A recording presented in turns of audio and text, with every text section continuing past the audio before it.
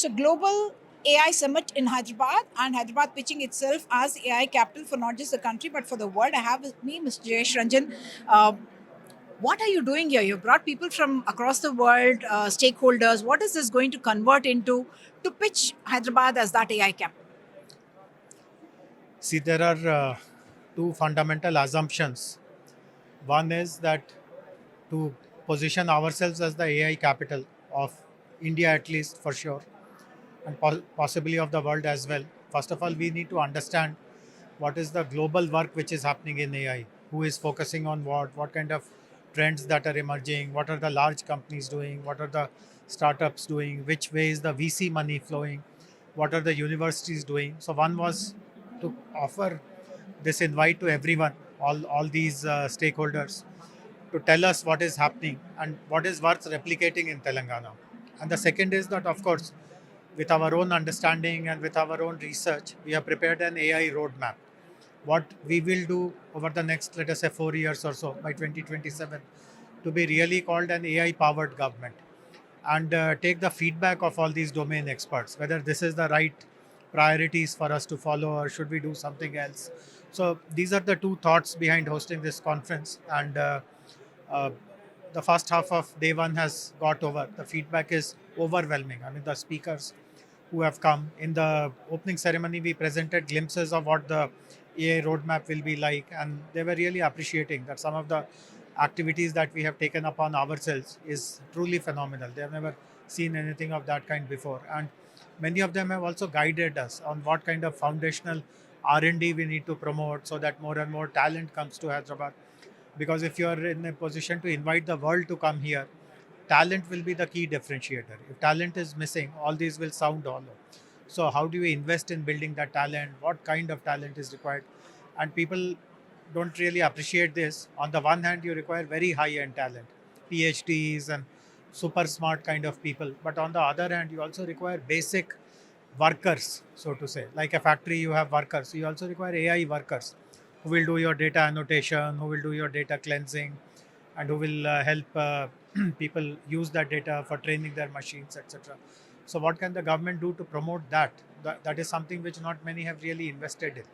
So, we are getting a whole range of suggestions and also offers to collaborate. When people are seeing that Meta is signing an MOU with us, or OpenAI is signing an MOU with us, or NVIDIA is signing an MOU, their confidence also goes up.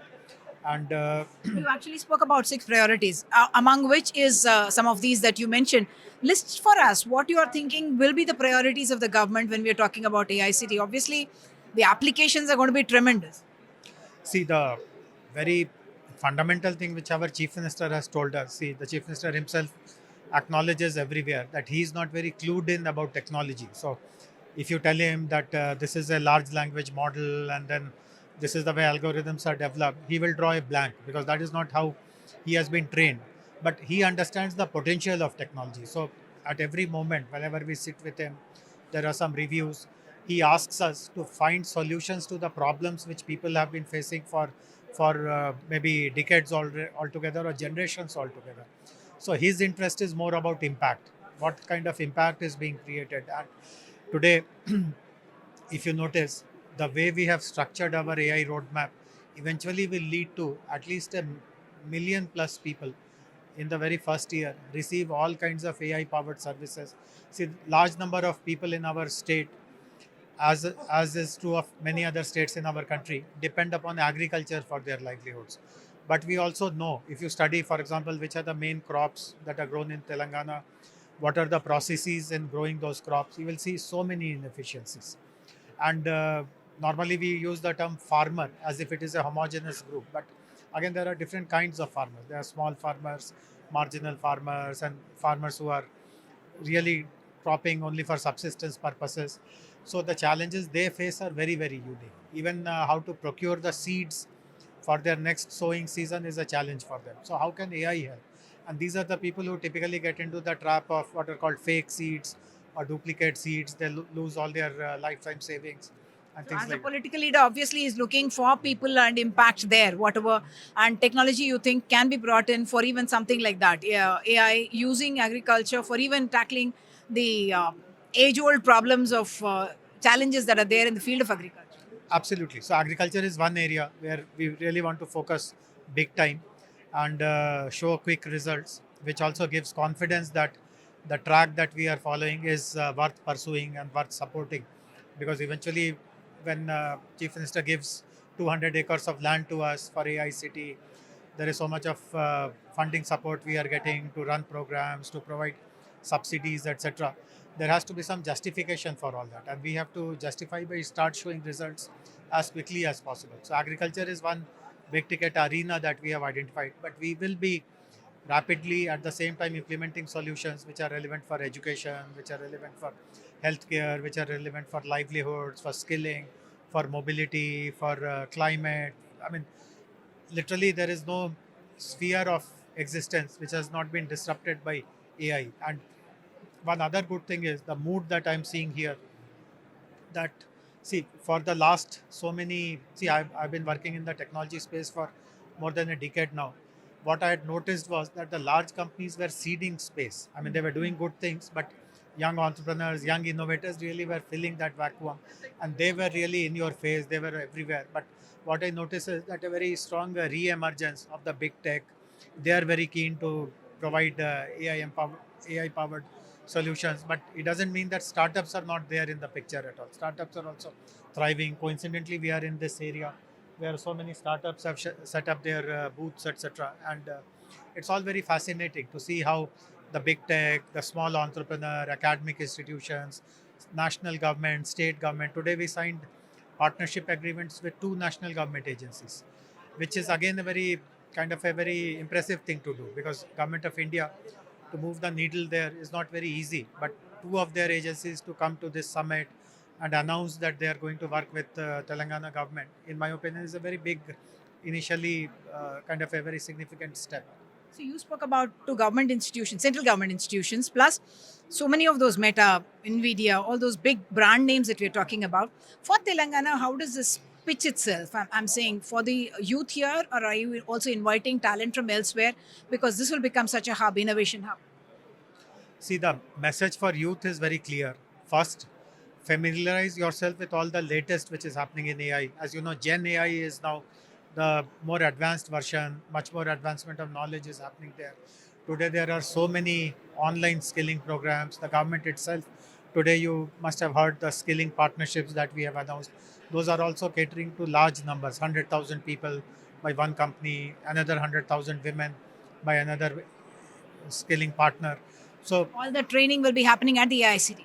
yeah, no, it will be happening throughout the state, but these companies will set up their offices in AICT where all these training curriculum, some of the sessions obviously be online.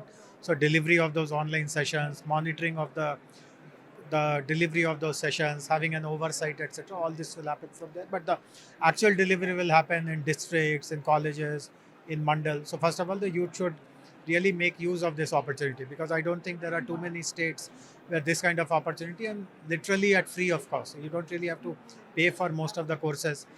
With I mean, the MOUs that we signed today, that is the deal that we have struck with most of them.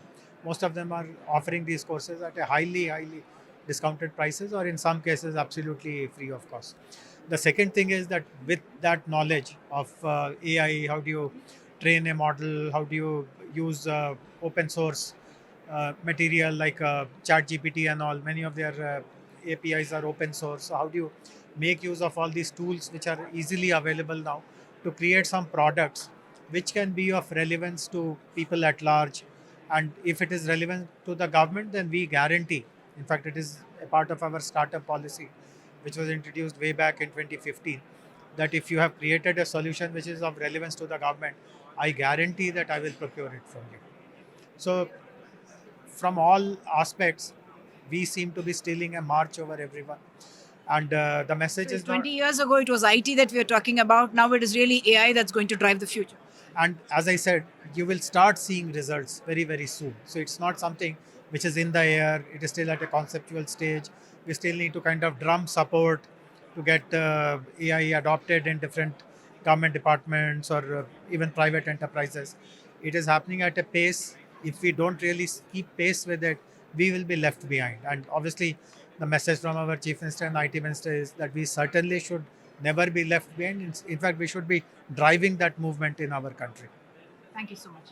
So, the Telangana government certainly stealing a march, should I say, in the AI field, trying to become that AI capital for just not just India but perhaps the world, and talking about giving the opportunity to bring together academia, industry, government bodies all together with capacity building of the youth as well.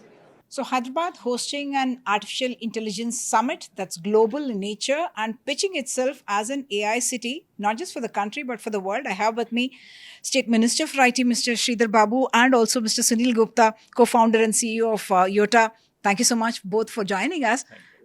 Pitching Hyderabad like that, I mean, what we have already seen lined up sounded very, very fascinating. What's your plan for uh, uh, keeping Hyderabad there?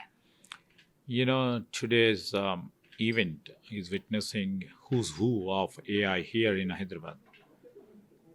Yes, we said earlier the government of Telangana, the chief minister, and we're all planning to build a robust AI architecture over here, which shall help the people of Telangana and also the people from India and all through the globe.